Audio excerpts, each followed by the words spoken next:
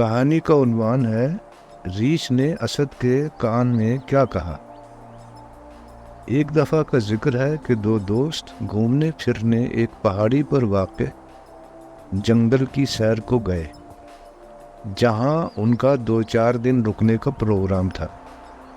ان میں سے ایک کا نام ساجد اور دوسرے کا نام اسد تھا۔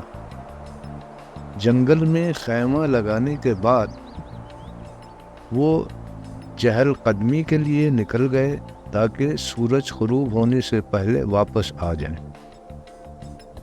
آپس میں گپ شپ کرتے اور موبائل فون کے کیمرے سے تصویریں کھینچتے وہ دور تک نکل گئے۔ اسد کے پاؤں میں موچ تھی، اس لیے وہ ذرا آہستہ چل رہا تھا۔ جنگل کے سنسان ماحول میں جہاں جنگلی جانور بھی پائے جاتے ہیں، انہیں ڈر لگ رہا تھا۔ ارد گرد کے خطرے کو بھانپ کر انہوں نے ایک دوسرے سے وعدہ کیا کہ وہ مشکل وقت میں ایک دوسرے کا ساتھ نہیں چھوڑیں گے۔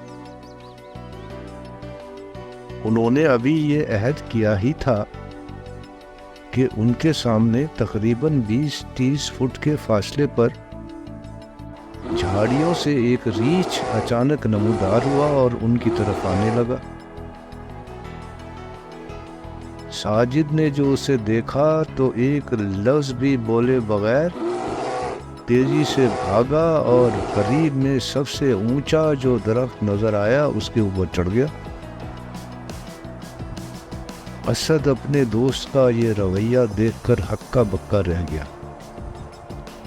اپنے پیر میں موچ کی وجہ سے وہ نہ تو بھاگ سکتا تھا اور نہ ہی درخت پر چڑھ سکتا تھا، لیکن وہ گھبرایا نہیں۔ اس نے سمجھداری سے کام لیا اور فوراً زمین پر لیٹ گیا۔ ریچھ جب قریب آیا تو اس نے اپنی سانس بھی روک لی۔ اس نے سن رکھا تھا کہ اگر انسان ساکت ہو جائے تو ریچھ کچھ نہیں کہتا۔ ریچھ اسد کے قریب آیا، ایک لمحے کے لیے اس کے پاس رکا اور یوں لگا جیسے اس کے کان کو سونگھ رہا ہو۔ پھر وہ تیزی سے قدم بڑھاتا ہوا آگے کہیں اور نکل گیا۔ ساجد درخت سے یہ منظر دیکھ رہا تھا۔ اس نے جب یہ دیکھا کہ ریچھ جا چکا ہے تو وہ درخت سے اتر کر اپنے دوست کی طرف لپکا، جو کپڑے جھاڑ کر زمین سے اٹھنے کی کوشش کر رہا تھا۔ دونوں نے زندہ بچ جانے پر خدا کا شکر ادا کیا۔ جب حواس بحال ہوئے تو خیمے کی طرف واپس جاتے ہوئے ساجد نے اسد سے مذاق میں کہا کہ ریچھ تھوڑی دیر کے لیے تمہارے کان کے پاس رکا تھا، گویا وہ تمہیں راز کی کوئی بات بتانا چاہتا ہو۔ تو اس نے تمہیں کیا بتایا؟ اسد کو ساجد کا یہ مذاق پسند نہ آیا۔ اس نے ٹوٹے ہوئے دل سے جواب دیا، ریچھ کہہ رہا تھا جھوٹا وعدہ کرنے والے دوست پر کبھی بھروسہ نہیں کرنا چاہیے۔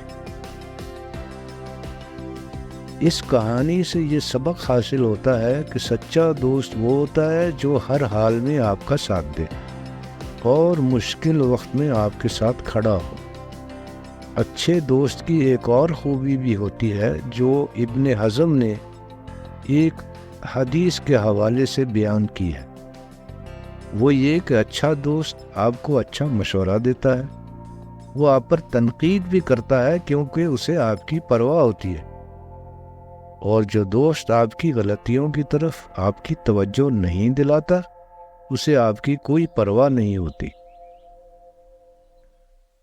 ہمارے قومی شاعر علامہ اقبال نے اپنی مشہور نظم جگنو میں یہ معاملہ یوں بیان کیا ہے لوگ وہی جہاں میں اچھے، آتے ہیں جو کام دوسروں کے۔